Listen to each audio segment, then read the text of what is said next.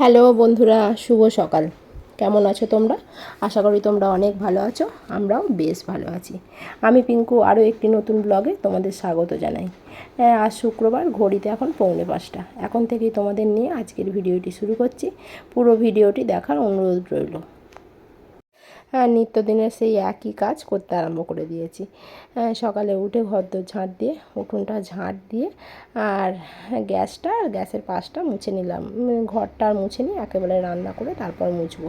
আর কালকে রাত্রিরে যেহেতু বাসনগুলো মেজে রাখা হয়নি, আর ভালো লাগেনি, অনেকটা রাত হয়ে গিয়েছিল বলে, আর কালকে রাত্রিরে অনেকটা খেতেও লেট হয়েছিল, ওই জন্য আর বাসনগুলো মেজে রাখা হয়নি। ওই জন্য সকালে একেবারে মেজে নিয়ে তারপর রান্না চাবো, জানো তো। তাও সব কটা বাসন মাজিনি, অনেকগুলোই বাসন ছিল বলে যেগুলো দরকার সেইগুলো খালি মেজে নিয়েছিলাম, আর তারপর আর মাজিনি। মেজে একেবারে গা কাপড় ধুয়ে ঠাকুরতলা ধুয়ে চলে এসেছি রান্নাঘরে। রান্নাঘরে এসে ফার্স্ট কাজ তো আমার নিত্যদিনের মতো ভাত চাপানো, সেটা ভাত চাপিয়ে দিয়েছি। আর এদিকে হচ্ছে মায়ের বাড়ি ষষ্ঠীতে গিয়েছিলাম। মা একেবারে মোচা কেটে মানে ধুয়ে আমাকে প্যাকেটে ভরে দিয়েছিল, আমি নিয়ে এসে ওটা ফ্রিজে ভরে দিয়েছিলাম। যেহেতু বৃহস্পতিবার ছিল, তার পরের দিনকে, বৃহস্পতিবার তো মোচা করব না, ওই জন্য করিনি। একেবারে শুক্রবারে মোচাটা করব বলে চলে এসেছি। আর ছেলের জন্য প্রেসারে ডাল বসিয়ে দিয়েছি। ছেলে তো মোচার ডালনা খাবে না, ওই জন্য ছেলের জন্য ডাল হবে আর আলু ভাজা করব, আর আমাদের হবে মোচার ডালনা। আর দেখা যাক কী হয়। আর মা দিয়েছিল পাট শাক মাছ থেকে তুলে নিয়ে এসে একেবারে বেচে আমাকে দিয়েছিল। আমার বাঁচার টাইম নেই বলে একেবারে মা বেচেই দিয়েছিল। মোচা কেটে পাট শাক বেচে একেবারে দিয়েছে। বুঝতে পারছো, মায়েরা এরকমই হয়, তাই না বলো? মেয়ের কষ্ট হবে বলে মা ওগুলো একেবারে করেই পাঠিয়েছে। মোচা আমি কাটতে খুব একটা ভালো পারি না, কিন্তু পারি, আবার অনেক দেরি হয়, জানো তো। মায়ের মতো অত সুন্দর করে পারি না। মা যেমন ঝপঝপ করে কী সুন্দর করে না, আমি কি একটা একটা খুলে খুলে ওতে করি, অনেকটা লেট হয়ে যায়। আর মোচাটাকে ভাপিয়ে বসিয়ে দিয়েছি, আর এদিকে ছোলা ভিজুর দিয়েছি। মোচার ডালনায় ছোলা একটু না হলে না খুব একটা খেতে ভালো লাগে না। আর এই পাট শাকগুলো এবার কেটে নেব, পাট শাক ভাজা করব আর মোচার ডালনা করব।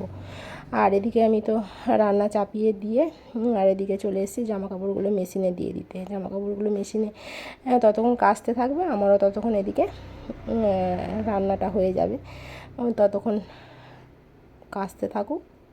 আমি ওই জন্য মেশিনে জামাকাপড়গুলো ভরে দিচ্ছি, জানো তো। মেশিনে জামাকাপড়গুলো দিয়েছিলাম, তোমাদের দাদাভাই ঘুম থেকে উঠে বললো আমি তাহলে ছাদে দিয়ে আসছি। তোমাদের দাদাভাই ছাদে দিয়ে এসেছিলো, আমাকে আর যেতে হয়নি।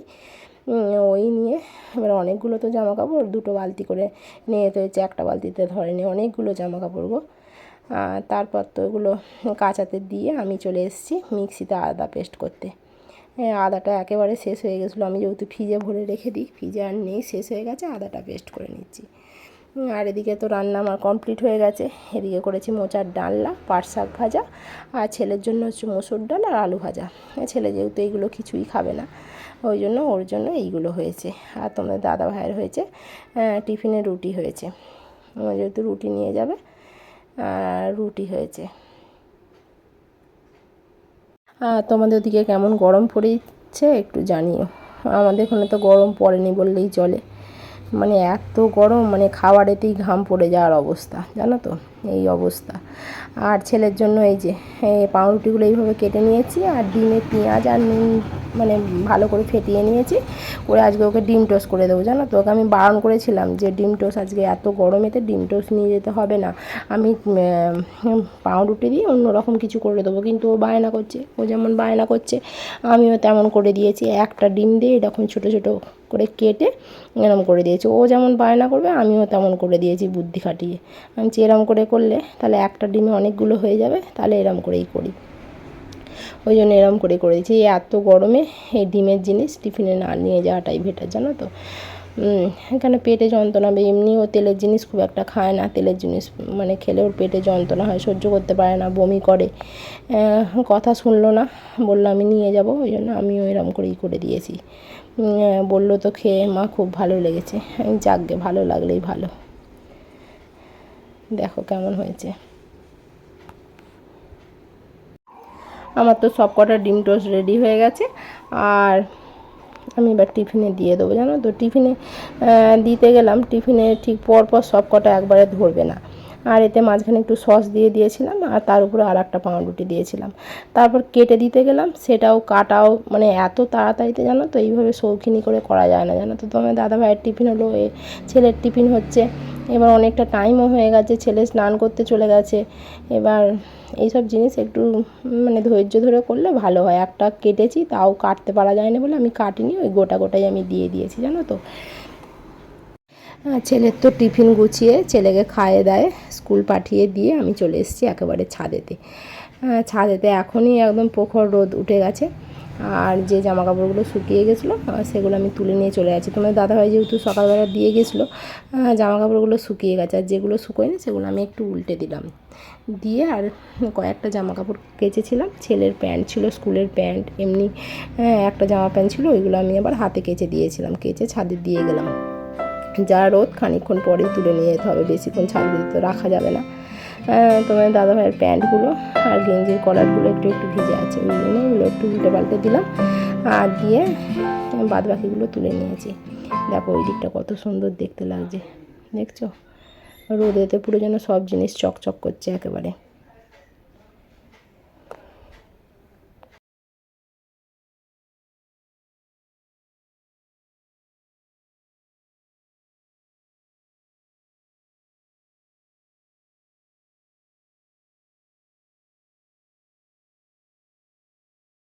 আর সূর্যটা দেখছো একেবারে যেন মাথার উপরে একবারে, মানে প্রচণ্ড রোদ।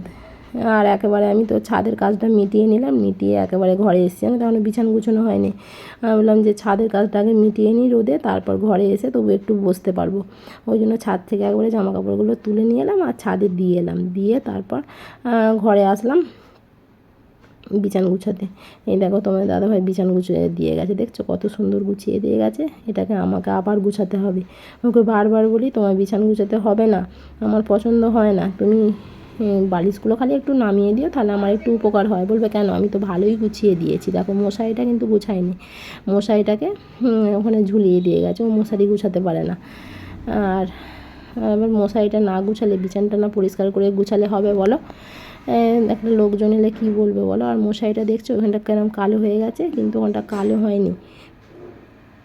আমাদের ঘরে তো দুটো স্ট্যান্ড ফ্যান চলে, ওই স্ট্যান্ড ফ্যানের হাওয়া লেগে লেগে আর ওইগুলো ওরকম সেই কিরম কালো হয়ে গেছে, যতই কাচি সেগুলো আর ওঠে না। মশারিটা আবার চেঞ্জ করার হয়ে গেছে গো, মশারিটা চেঞ্জ করতে হবে।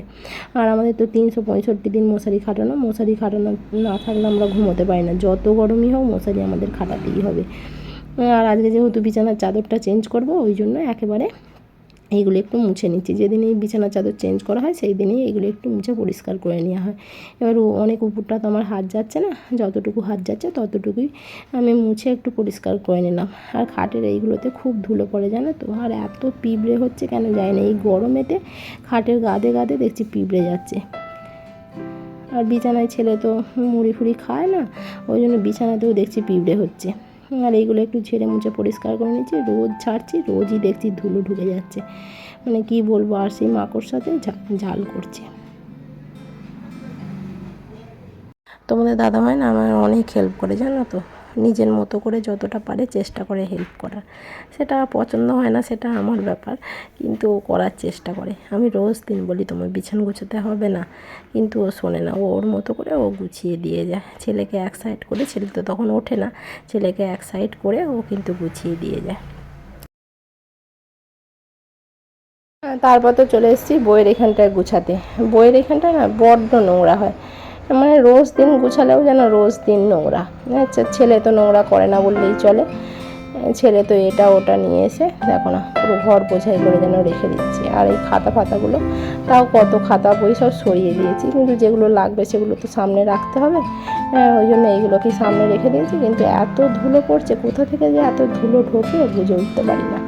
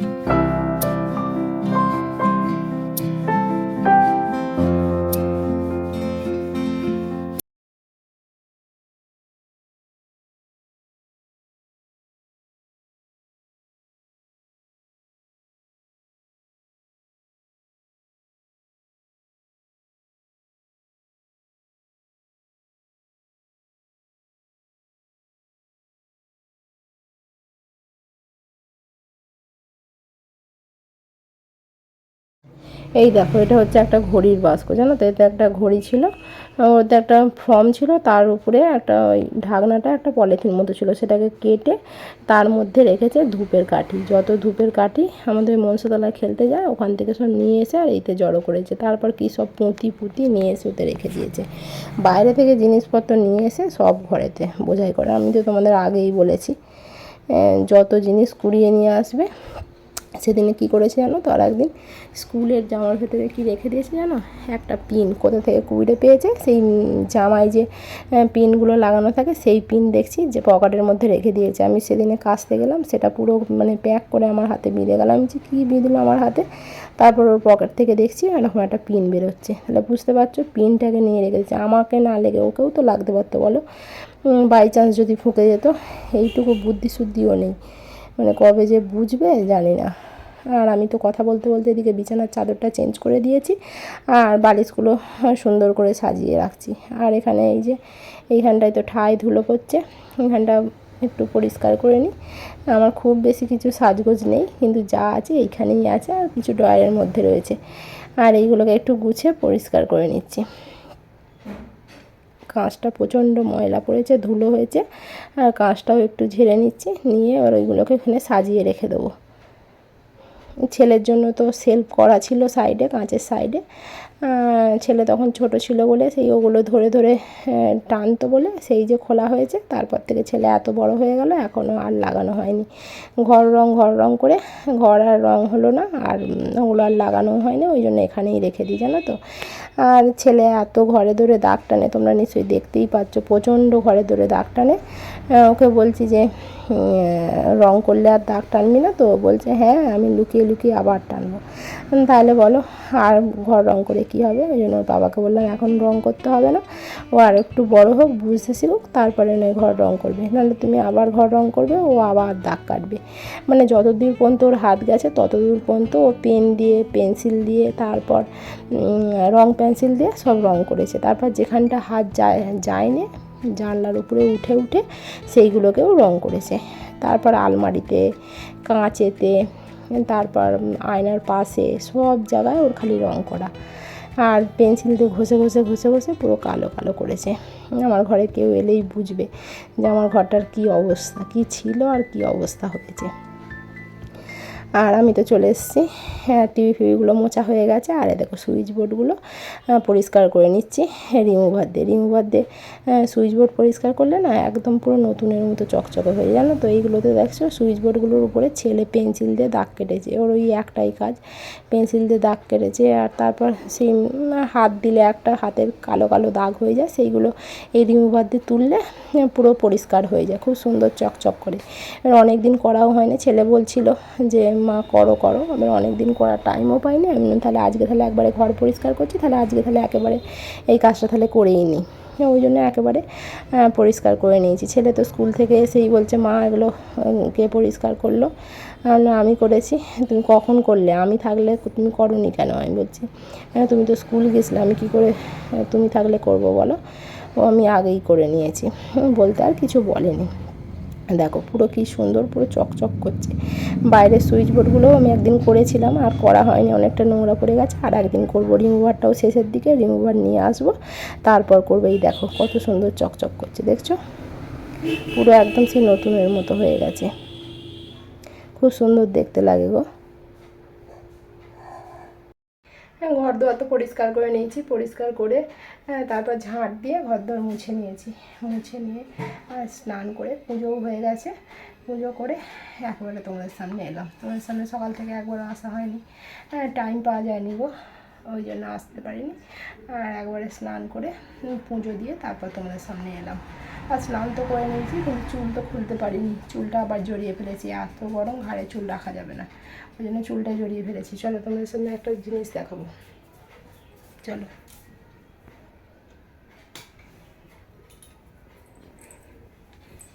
দেখাই, বার করে বাইরে নিয়ে যাবে, এখানে দেখালে অন্ধকার তো বুঝতে পারবে না, বুঝেছো? এই দেখো, এইটা কি আছে বলো তো, বলতে পারবে?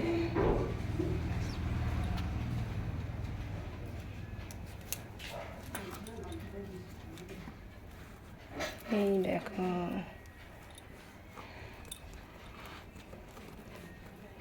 দাদা ভাই আম পাকাতে দিয়েছিল, এই দেখো আজকে বার করেছি, দেখছি আমগুলো সব পেকে গেছে, দেখছো? এই দেখো হিমসাগরটা এবার একটু একটু পচে পচে গেছে, দেখি বার করে আমগুলো।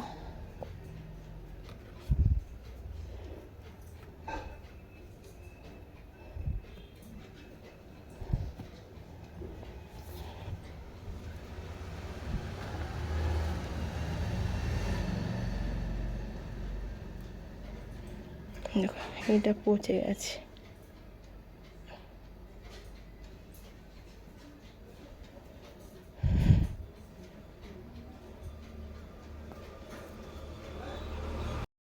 এইগুলো হয়েছে দেখছো, এইগুলো এখন একটু কাঁচা কাঁচা মতো আছে, আর এইগুলো পেকে গেছে। পাকাগুলো তো ফ্রিজে ভরে দিতে হবে, আর কাঁচাগুলো বাইরে রেখে দেবো। কাঁচাগুলো আবার ফ্রিজে ভরে দিলে পাকতে চাইবে না, আর যা গরম পড়েছে, না হলে আমগুলো সব পচেই যাবে। বাইরে রেখে দিলে আর একটু একটু দেখছি কেমন যায় না, একটু একটু যেন পচে পচে মতো গেছে। তাও তো এমনি বালতির মধ্যে তোমার দাদাভাই নিচে একটা বস্তা পেতে দিয়েছিল, তার উপরে আমগুলো দিয়ে তার উপরে আবার একটা বস্তা ঢাকা দিয়ে দিয়েছিল। তাতেই যা গরম, গরমে মানুষই সিদ্ধ হয়ে যাচ্ছে, আর আম তো কোন দূরের কথা। আমগুলো দুদিনেতেই পুরো দেখছি মানে পেকে গেছে। এই দেখো আমি তো রেডি হয়ে গেছি, যাচ্ছি ছেলেকে ক্যারাটে নিয়ে যাবো বলে। ছেলে বাড়িতে নেই, ছেলেকে ওখানে স্কুল থেকে নামিয়ে নেব, আর ওখানে বাস দাঁড়াবে যেখানে ক্যারাটে হয়, ওখান থেকে ওকে একেবারে নামিয়ে নেবো, নাহলে বাড়ি আসতে আসতে তো 4:30 বেজে যায়, আর 4:30 থেকেই তো ক্লাস, ওই জন্য ওখান থেকে নামিয়ে নেব। আর এখন বাজে 3:20, আমি 3:30 বেরোবো। যেতে যেতে মিনিমাম 10 মিনিট টাইম লাগবে, কিন্তু যদি গেট করে আরও টাইম লেগে যাবে, ওই জন্য একটু আগেই বেরিয়ে যাচ্ছি। বেরিয়ে গিয়ে ওখান থেকে আবার ও যদি নেমে দাঁড়িয়ে থাকে, সেও আবার কান্নাকাটি করবে, ওর জন্য তার গাড়ি দাঁড়াবে না বলো, ওই জন্য আগেই চলে যেতে হবে। আমি চলে যাচ্ছি, প্রচণ্ড রোদ ছেড়েছে, মানে কি বলবো। এই যে মুখে ওড়নাটা বাঁধবো, তারপরে এই যে মুখে ওড়নাটা বেঁধে নেবো, তারপরে একবারে যাব। চলো, তোমার সাথে আবার সন্ধেবেলা দেখা হবে, এখন আসছি।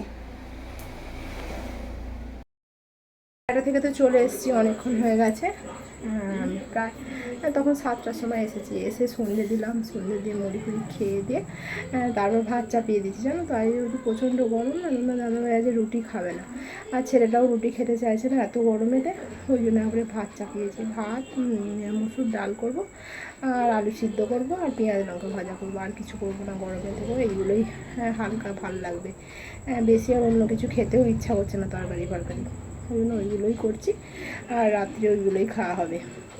আর ক্যারাটে থেকে আসার সময় আর কিছু জিনিস কিনে এনেছি, জানো তো, যেহেতু আমাদের এখানে দশহরাতে জল ঢালা আছে, জল ঢালতে যাবো, ওই জন্য কিছু জামা কাপড় কিনে আনা হয়েছে। ভোরবেলা যাবো জল আনতে, এনে তারপরে এখানে জল ঢালবো। আমাদের এখানে দশহরা প্রত্যেক বছরই জল ঢালা হয়, জানো তো। ওখানে সব কেনাকাটি করেছি, দেখাই তোমাদের ঘরে কী কী কিনেছি। এই দেখো,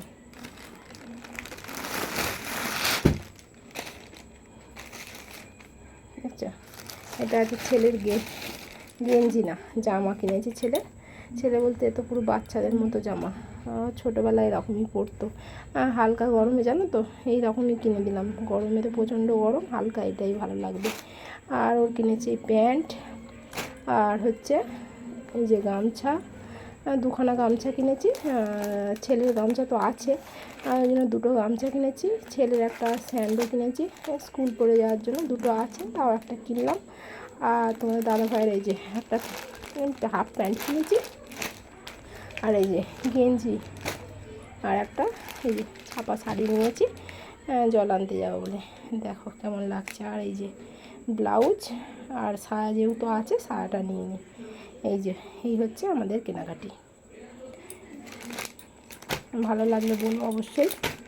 এইগুলোই আজকে কিনলাম, আর ফলগুলো আজকে কিনিনি, আজকে কালকে কিনবো, জানো তো। আজকে নিয়ে আসলে যদি নষ্ট হয়ে যায় এত গরমেতে, ওই জন্য ফলটা কিনলাম না, বললো কালকে নিয়ে আসতে। কালকে সব 10 ফল নিয়ে আসবে, কালকে নিয়ে আসবো, ওই জন্য আজকে এইগুলোই নিয়ে আসলাম। আজকের ভিডিওটি এখানেই শেষ করছি। যদি ভালো লেগে থাকে অবশ্যই একটি লাইক করো, আর চ্যানেলটি সাবস্ক্রাইব করো। আর নিয়ে আসবো কালকে আবার নতুন একটি ভিডিও। ততক্ষণে তোমরা ভালো থেকো, সুস্থ থেকো, আর সাবধানে থেকো, আর অলওয়েজ হ্যাপি থেকো। বাই।